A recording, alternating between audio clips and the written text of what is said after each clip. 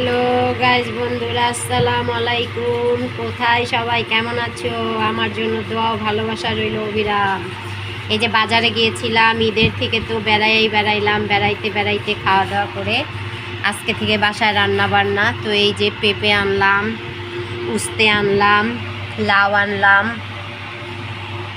বলেছিলাম সকালের কথা, বলেছিলাম একটা গরিব মানুষ খাবে, তাই তার জন্য গরুর মাংস রান্না করেছি।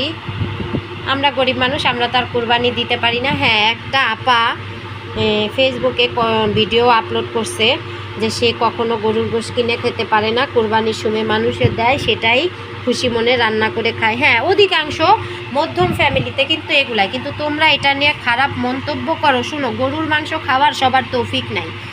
আমরাও তো এরকম করি, আমরাও তো বছরে এই কুরবানি আসলেই গরুর গোশত খাই। আত্মীয় স্বজন কুরবানি দেয় সেটাই আমরা খাই, আমরাও কিনে খেতে পারি না। তো কি হয়েছে? এজন্য মানুষকে খারাপ মন্তব্য, খারাপ কমেন্ট এগুলা করো না। এখানে আমরা সবাই কাজ করতে এসেছি। হিংসা বিবাদ ছেড়ে দিয়ে মানুষকে সম্মান করা শেখো, সুন্দরভাবে কথা বলো, কমেন্ট করো, কিন্তু মানুষকে উপহাস করো না, এটা ভালো না।